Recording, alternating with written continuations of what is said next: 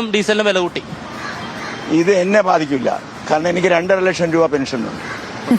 സാധാരണക്കാരെ ബാധിക്കില്ലേ? എനിക്ക് ബാധിക്കുന്നു. സാധാരണക്കാരെ എങ്ങനെ ബാധിക്കാൻ? അവർ കാറിൽ പോകണ്ട, സൈക്കിളിൽ പോകണം. അപ്പൊ ഈ പെട്രോളിന്റെ കാറിൽ പോകാൻ യോഗ്യത ഉള്ളവൻ എന്നെ പോലെ ഉണ്ടാക്കിയെടുക്കും. പക്ഷെ വേറെ കാര്യമില്ലേ, പെട്രോളിന്റെ വില കൂടി എന്ന് പറഞ്ഞാൽ അത് സാധാരണ വില it's not going to effect anything. സാധാരണ വില കൂട്ടി ഇല്ല ഇല്ല, എല്ലാം കൂടാതിരിക്കാൻ ഒക്കില്ല. പെട്രോള് കുറഞ്ഞുകൊണ്ട് വരികയാണ്, അതിന്റെ നിക്ഷേപം കുറഞ്ഞുകൊണ്ട് വരികയാണ്. അപ്പോൾ നമ്മൾ ഊറ്റിയെടുത്താണ് കൊടുക്കുന്നത്. കുറെ കഴിയുമ്പോൾ പെട്രോൾ ഉണ്ടാകത്തില്ല. അതുകൊണ്ട് there is a requirement of putting a brake to it. അതിനൊരു തടയിടേണ്ടത് ആവശ്യമാണ്.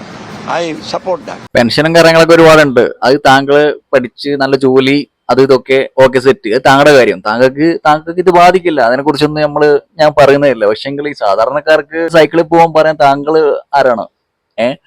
അവന് അതില്ല, അവന് അതിനുള്ള യോഗ്യത ഇല്ല, അവന് അതിനുള്ള സമ്പത്തില്ല. ശരിയാ, സമ്പത്തില്ല. എല്ലാവരും കോടീശ്വരന്മാരും ലക്ഷപ്രഭുവും പൈസക്കാരുമായിട്ട് ജനിക്കുന്നില്ലടോ.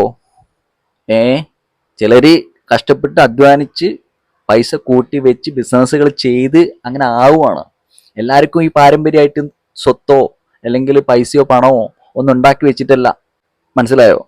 അപ്പോൾ ചില ആൾക്കാർ 1 രൂപയാണ് 1 രൂപ, 2 രൂപയാണ് 2 രൂപ, അത് കുറഞ്ഞ് കിട്ടിക്കഴിഞ്ഞാൽ ആ പൈസ ഒരാളുടെ ജീവിതത്തിൽ വലിയ രീതിയിൽ മാറ്റം സംഭവിക്കും. മനസ്സിലായോ? തനിക്കൊന്നും പറഞ്ഞാൽ മനസ്സിലാവൂല ഈ 1-ന്റെയും 2-ന്റെയും ഒന്നും വില. താനൊക്കെ ജനിച്ചു വീണത് ചിലപ്പോൾ സ്വർണ്ണഷട്ടിയിലായിരിക്കും, ബാക്കിയുള്ളവർ അങ്ങനെയല്ല. അതുകൊണ്ട് സാധാരണക്കാർ എങ്ങനെ പോകണോ, ഏത് രീതിയിൽ നടക്കണമെന്നൊക്കെ താങ്കൾ തീരുമാനിക്കണ്ട. മനസ്സിലായോ? ഓക്കെ, താങ്കളുടെ കാര്യങ്ങളൊക്കെ അങ്ങനെ നടക്കട്ടെ, താങ്കൾക്ക് ഇതിലൊരു പ്രശ്നം ഉണ്ടാവില്ല. സാധാരണക്കാരെ ഓമ്പിക്കുന്ന ഡയലോഗ് അടിക്കരുട്ടോ. ഇപ്പം പരിപാടി നടക്കട്ടെ. ഓക്കെ.